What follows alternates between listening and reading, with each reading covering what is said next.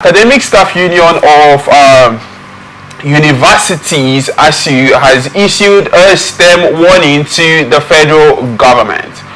Fulfill the long-standing 2019 agreement or face a fresh wave of industrial action. Speaking at a press conference in Abuja on Friday, ASUU President Chris Piwura expressed frustration over the government's failure to address 9 lingering issues affecting Nigeria's public universities. He described the situation as unsustainable and accused the government of paying lip service to the education sector. Piwura pointed to the stalled renegotiation of the 2019 FG ASUU agreement as one of the major grievances. Others include the controversial Integrated Payroll and Personal Information System (IPPIS), withheld 2019 salaries, unpaid entitlement, and the non-release of revitalization funds and earned academic allowance. He also noted that the government had promised to inject 150 billion naira into the system and adjust irregular allowance by 2026. Promises that remain unfulfilled, he said. Beyond the federal level, Piwura highlighted what he described as the marginalization, of ASUU members in state universities like Kogi State University and Lagos State University, citing job insecurity, victimization, and salary denial. He accused political actors of turning universities into battlegrounds for personal interest, saying the integrity of leadership appointment has been compromised in institutions like Nnamdi Azikiwe University and the University of Abuja. Calling for a national rebirth through education, Piwura proposed an education summit to address funding, autonomy, and academic welfare. We are open to dialogue, he said, but we will not tolerate further erosion of our rights. Those were the words of Piwura there. I'll start from you, Favor. Favor, you're a graduate, right? Yeah. From which of the universities? Abia State Universities. Okay, so I guess during your time, what year? I finished 2020. Okay, during your time, was there any strike? Yeah, there was strike. We engaged strike. 2019, there was strike. Okay, how did that affect your? I was sorry, guys. I was supposed to have a professor, the chairman of ASUU from River State here, but we couldn't get through to him. So I have some students with me. Favor is a graduate, and Blessing also. So I would like to get their perspective on this particular matter as young people that have gone through the university, how the strikes affect us and how the people in power are not even taking it serious. So, Favor, how did the strike affect you during your years in school? And when were you supposed to graduate? Were you supposed to graduate 2020? I finished, I was graduated 2020, sorry, I made a mistake. I graduated 2021. Okay. Because of COVID-19. And then 2019, when we had that strike, it shifted our academic processes. And then COVID-19 came in and cut it short. Now, it wasn't a beautiful experience, actually. We are home like 3-4 months. In that moment, when you come to school, resume school, and then the next 2 months, you're either going to strike. If it's not ASUU National, it's ASUU East chapter. Okay. And then we had in my department, I finished from English and Literary Studies department. We had officials of ASUU chapter of East as lecturers, so they are the first to embark on anything strike before you give any warning. The next thing, we just know that once warning has come, the next thing everybody's going home. So it was bad. And then but in this time, if such a thing is to happen, it will be very disastrous because most students are losing interest going to school. Okay. Some want to just go to school and finish up and get you for something else. Some feel that they have other things they want to do. So if like he said, if I were to quote him, he said they are open for dialogue. I feel dialogue would be the first process to go, not threatening on strike. Because even with this threat, some students are praying for you to come. Yes, some person will be like, maybe just go on strike, maybe we'll go find what we go do, because some person just want to finish and leave, and then you're you're going to strike again. I know their demands are legit actually, but there should be a dialogue, and I'm just believing that the president and the body in charge of ASUU and we meet together and resolve this without resorting to strike, because strike at this point is crucial. Most people are living losing interest. They won't just finish and go to look for other things. So if you go, imagine going on strike, and some persons, do you know when we came up on strike, some persons didn't resume for like 3 months. They asked because they have businesses they are running. Is he? I forgot his name. That was already shouting. In fact, before then, that was when this school scam came up. Yeah. And then when strike action went to strike, everybody was like, I tell you, say school scam. In fact, he was even telling it to our face with that carry school head. Say, when I just there, he time. When school finished, after 5 months, he didn't come back. Better, that's his name. They been begging him to come back. So we had some person came back and they had the money, so they just paying their way through into this. So strike currently now at this point in time, it will not be a good result. So I believe, and I'm believing that the officials will sit down and resolve this thing, because this is not a minute thing. Threatening for strike, and maybe for me, if I also allege that it seems like ASUU felt that they've been silent a bit, so they also just will still do that and not shouted strike, because they can resolve this thing. And then he mentions politicization of offices. I have seen it. It's true. Where the VC is taken off, and then another one is imposed. Meanwhile, we have a governing council that is in charge of election, okay, but then somebody is being imposed, and then people, it now become factions. Some people are working with him, some people are sluggishly working with him, and then the school, they are the ones suffering the brunt of everything. So they have their legit reasons, but strike currently it will be detrimental to the education system that we're trying to, let me know, is patch up, trying to you literally have to encourage some persons to read. They have some people that are just there for their parents, or just to get a certificate and leave. So going on strike currently now will not be a best, if you ask me. They should sit down. Everything can be resolved through dialogue, because it's right about how high things are going. School fees, acceptance, just to accept this, they accept your admission. My school fee, left just to say thank you for giving me admission. They're paying almost 100,000 naira. So imagine somebody paying that money and then you're going on strike. In fact, okay, somebody got admission and then they're giving you acceptance bill, and then next week you're having a strike. You will not pay. You sit back and say, what am I paying for? Until when they're fully resolving their stuff, and then strike coming affects academic session. Like ours, we had to, after that we stayed for like 6 months.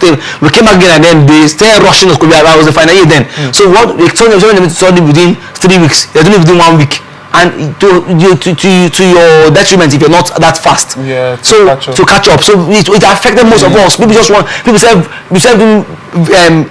garbage in, garbage out. So people said cramming, people going for night classes and bomb, and it was that bad. But God helped us kill you. So I'm believing, I don't want to use that feel, because I'm believing that they will sit down and dialogue. Strike coming in, irrespective of how legitimate their reasons are. Please, they shouldn't go on strike. Please, they shouldn't go on strike. Those are the pleas or favor. Michael, I'll come to the young lady in the studio. When you hear the word ASUU, what comes to mind? Strike. So when I saw this story, I think some days back, I was like, why is it that we cannot see ASUU and not think about strike? I don't know why this is, because ASUU only there for themselves? Are they not supposed to also do things for the students? Why is it that when we see ASUU, we just tie them to strike? And now in a country where tons of students have gone to write JAM, they've gone to different schools for post-UTME, and we are seeing a strike action looming. What becomes of them right now? Just like Favor said, a lot of them will feel discouraged. Okay, just recently JAM had issues.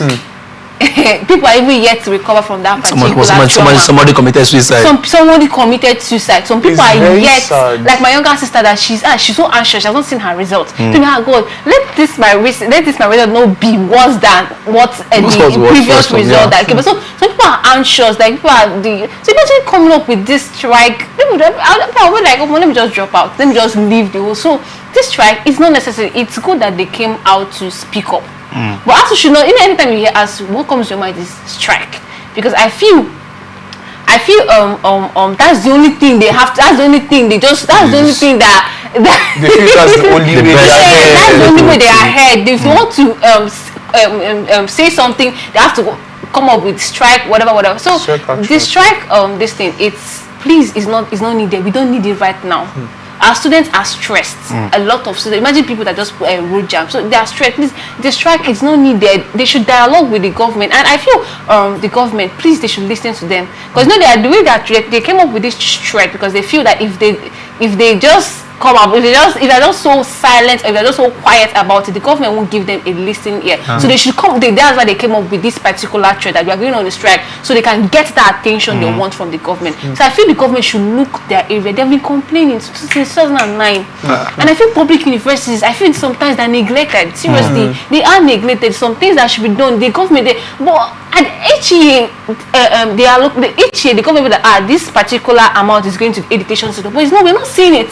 It's not so evident like that. I was actually going to come to that because I believe there are educational allocations. There are money set aside for universities. Why is it that this monies don't get to? And we keep hearing that the government keeps borrowing and borrowing and borrowing. How does that now not affect the young ones, and how would they not come and justify the reasons that the young ones are not having believed, they're not believing in them no more, and they now try to find themselves? Let's cut the government some slack. I know this present government, they are actually education is a factor. When we were looking at the bill, the national 2025 bill, there was a good amount of, I can't remember the figure that was allocated to education bill. So the company actually had that. So if the federal government allocates such bill, remember that our parastatals in charge of these things. So federal government will not be one to start and taking those parastatals. So it's those parastatals that would question themselves, how is this thing distributed? Within this present admission, we've seen several schools, several universities being given licenses. We've I think up to 20, if I'm not mistaken, 2025 have new universities come up, both polytechnics, and some have been changed from university of education to A2. That is to tell you that the government has this education as one of their major focus. So, but like I said, they will put the allocations is there, but these are universities. The parastatals that are in charge are the ones, like there's a payroll system. I thought they resolved that payroll system issue. Because that was the issue that brought up the strike the last time. That nobody here. It was never resolved. I'm like, it was not resolved. My question is it the federal government that they are indices that are put in place? So it is those offices that should look at it. You know, the funniest thing, let me sound on a converse level. Most of these people up there are people, most of the leaders, they are university students are not studying in these schools. So it seems like they don't care. Just go on strike, they don't care. Meanwhile, so a PhD degree that could take you 2 years to do outside, come here, it's taking somebody 3-4 years. A master's degree is taking you like 3-4 years. Somebody can do PhD and master within 2 years. Yes, in some universities. Yes, you can. Outside here. But when you come down here, it seems like there's a sluggish. People seems to like this bureaucracy. So back to the funds. It is not the government they've made the funds, but the bureaucratic processes into getting these things. So it becomes hiccup. Ask me, why wouldn't this payroll something be resolved since? How promise are not? If it makes, don't also blame ASUU, because ASUU shouldn't. If ASUU keep talking, the ASUU may be regarded as a backing dog without a toothless backing dog. So they feel indefinite strike, but we are the ones that suffers it. Sure. I want to go back for my masters now, and I'm hearing indefinite strike. I'm even thinking of not even doing it in Nigeria. Let me big masters now within 2 years. That 2 years I've set apart. I'll get married between that 2 years. I'm still doing masters.